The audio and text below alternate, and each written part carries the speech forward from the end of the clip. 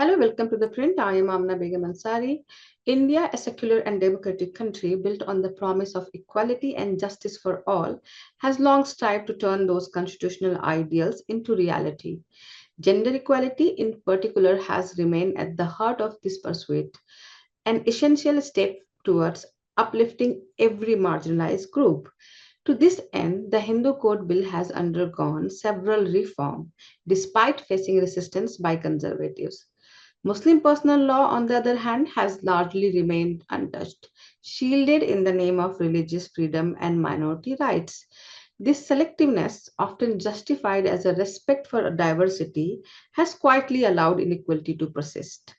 While the Hindu Marriage Act of 1955 made polygamy illegal and a criminal offense for Hindus, Muslims in India are still legally permitted to practice it, a reality that sits uneasily within a modern constitutional democracy. Now, Assam has taken a decisive step toward changing that. On 9 November, the state government approved a draft bill to ban polygamy, proposing penalties for up to 7 years in prison for those who violate the law. It also announced the creation of a compensation fund for women who may face economic or social hardship as a result of the ban. While I'm really happy, the move carries a deeper question that bothers me. Why has it taken us this long to confront such inequality that exists not in shadows but within the legal framework? Every single time a law or custom that keeps women unequal is put under the microscope, the conversations collapse into the same old charge. It's not justice, it's about targeting a community. That charge has become a reflex. Oppose change, call it an attack, and the debate stops. But ask yourself this plainly. If insisting that women be treated with equal dignity is targeting, then perhaps every community ought to be targeted until equality is universal. We cannot let tradition become a shield for injustice. Societies change. We use new medicines, new technologies, new ideas to make life better. Why then do some still insist that women be governed by customs that lock them into second class lives?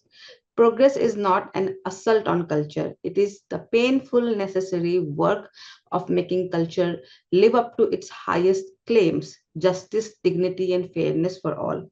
If reform is labeled offensive, the moment it asks uncomfortable questions, then we have surrendered moral progress to fear. As a Muslim woman, I feel this even more deeply. Our leaders, as we as a society, should feel a deep sense of shame that the state had to step in because we refused to act. The pain, the injustice, the humiliation faced by women within the community should have been addressed by our own moral conscience long ago. Instead, we looked away, silenced dissent in the name of tradition culture, and called it protection of identity. And now, when the state finally moves to correct what we would not, we say it's a politics, not justice. Perhaps the real politics lies in our own silence, in the comfort of doing nothing while half of our community keeps paying the price. I have criticized Assam Chief Minister Himanta Biswa Sharma for some of his remarks, but as a Pashmanda Muslim woman, I can only feel gratitude for this step.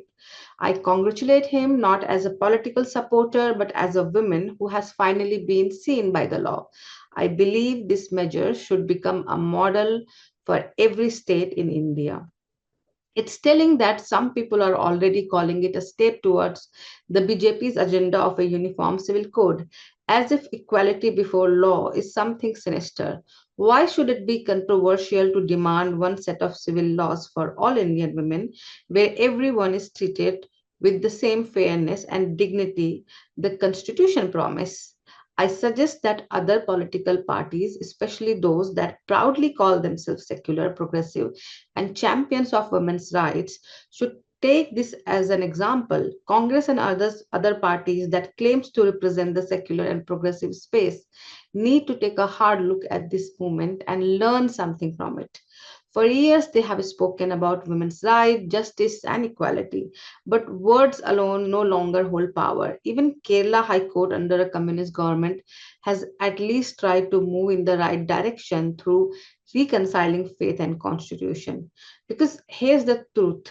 Rhetoric doesn't liberate anyone. Speeches don't change lives. If you are not willing to stand by the very value you claim to represent, how do you expect people to still believe in you? If a BJP led state can take this step, what's stopping those who have built their politics on the language of equality and empowerment? This is about more than politics. It's about principle. If we truly care about justice, equality, and the promise of our constitution, then every measure that empowers women should be celebrated, not politicized. Assam is making a small step, but it carries a loud and clear message. As a Muslim woman, I hope this spark not just applause but action across communities, across parties, across India. For more such video, keep watching The Print.